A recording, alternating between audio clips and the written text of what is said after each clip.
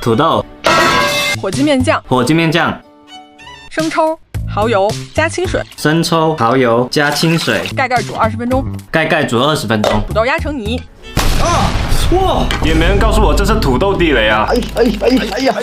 放入面饼，碳水加碳水嘛，感觉这是一期黄金剧嘛制作教程。边煮边收汁儿。火鸡面怎么能没有鸡呢？麦脆汁鸡。你的单子真是肥嘟嘟的。最后加入海苔碎，最后加入芝士碎。哎呀，听错了，原来是加入海苔碎。黏黏糊糊的火鸡面真的巨香。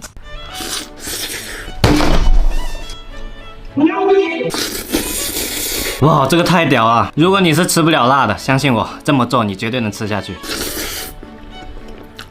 哦，吃起来就像土豆泥里面加了面条，还是火鸡味的。